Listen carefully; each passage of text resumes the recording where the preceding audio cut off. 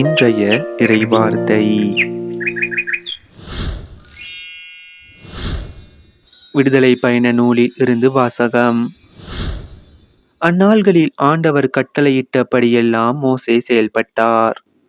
2ஆம் ஆண்டில் 1 மாதம் 1 தேதியன்று திரு உறைவிடம் எழுப்பப்பட்டது.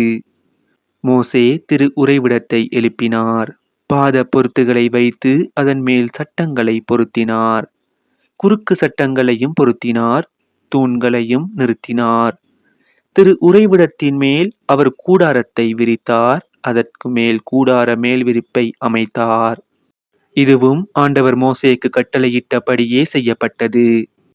உடன்படிக்கை பலகையை அவர் எடுத்து அதை பேழையில் வைத்தார். தண்டுகளை பேழையில் செருகினார். இரக்கத்தின் இருக்கையை பேழையின் மேல் வைத்தார்.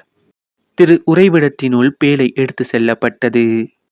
திரு தூயக திரை தொங்கவிடப்பட்டு உடன்படிக்கை பேழை மறைக்கப்பட்டது. இதையும் ஆண்டவர் கட்டளையிட்டபடியே மோசே செய்தார். பின்பு மேகம் சந்திப்பு கூடாரத்தை மூடிற்று.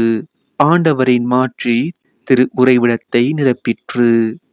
சந்திப்பு கூடாரத்தின் மேலே மேகம் நின்றிருந்ததாலும் ஆண்டவரின் மாட்சி திரு உறைவிடத்தை நிரப்பியதாலும் மோசே உள்ளே நுழைய முடியாமல் போயிற்று. இஸ்ரேல் மக்கள் தங்கள் பயணத்தின் ஒவ்வொரு கட்டத்திலும் மேகம் திரு உறைவிடத்தை விட்டு எழும்பும் போதெல்லாம் புறப்பட்டு செல்வார்கள். மேகம் எழும்பாதிருக்கும் போதோ அது மேலே எழும்பும் நாள் வரை அவர்கள் புறப்பட மாட்டார்கள். ஏனெனில் பயணத்தின் ஒவ்வொரு கட்டத்திலும் திரு உறைவிடத்தின் மேல் பகலில் ஆண்டவரின் மேகம் இருப்பதையும் இரவிலோ அதில் நெருப்பு இருப்பதையும் இஸ்ரேல் வீட்டார் காண்பார்கள். இது ஆண்டவர் வழங்கும் அருள்வாக்கு. இறைவா உமக்கு நன்றி. இன்றைய தினத்துக்கு உரிய நற்செய்தி வாசகம். மத்தேயு எழுதிய தூய நற்செய்தியில் இருந்து. அக்காலத்தில் இயேசு மக்களை நோக்கி கூறியது: விண்ணரசு கடலில் வீசப்பட்டு எல்லா வகையான மீன்களையும் வாரிக்கொண்டு வரும் வலைக்கு ஒப்பாகும்.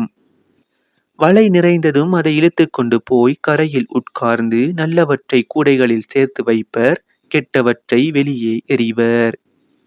இவ்வாறே உலக முடிவிலும் நிகழும். வானதூதர் சென்று நேர்மையாளரிடையே இருந்து தீயோரை பிரிப்பர். பின் அவர்களை தீச்சூளையில் தள்ளுவர். அங்கே அழுகையும் அங்கலாய்ப்பும் இருக்கும். இவற்றையெல்லாம் புரிந்து கொண்டீர்களா என்று இயேசு கேட்க, அவர்கள் ஆம் என்றார்கள். பின்பு அவர், ஆகையால் விண்ணரசு பற்றி கற்றுக்கொண்ட எல்லா மறைநூல் அறிஞரும் தம் கருவூலத்திலிருந்து புதியவற்றையும் பழையவற்றையும் வெளிக்கொணரும் வீட்டு உரிமையாளரை போல் இருக்கின்றனர் என்று அவர்களிடம் கூறினார். இவ்வுவமைகளை இயேசு சொல்லி முடித்த பின்பு அவ்விடத்தை விட்டு சென்றார். இது நம் கிறிஸ்து இயேசு வழங்கும் வாழ்வு தரும் நற்செய்தி. கிறிஸ்துவே உமக்கு புகழ்.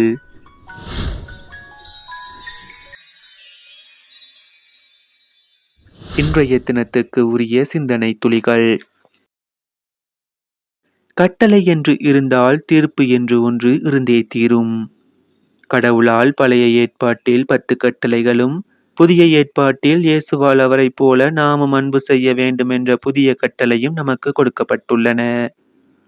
கடவுள் முன்னால் நாம் நிற்கும் போது நாம் நேர்மையாளர்களாக நிற்க வேண்டும் என்பதை தெளிவாக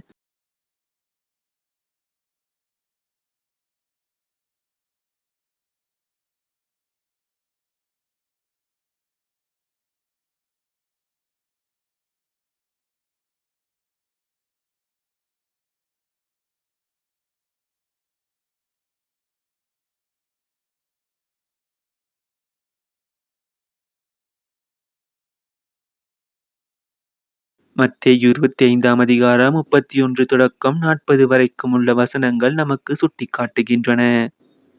திருத்தந்தை பிரான்சிஸ் உடல் சார்ந்த 7 இரக்க செயல்களைப் போல உள்ளம் சார்ந்த, மனம் சார்ந்த 7 இரக்க செயல்களையும் சுட்டிக்காட்டுகின்றார். 1.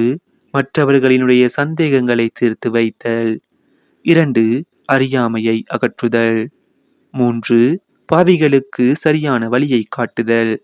4. துன்புறுவோருக்கு ஆறுதல் சொல்லுதல். 5. மற்றவர்களை மன்னித்தல். 6. பொறுமையாக இருத்தல். 7. இறந்தவர்களுக்காக மன்றாடுதல்.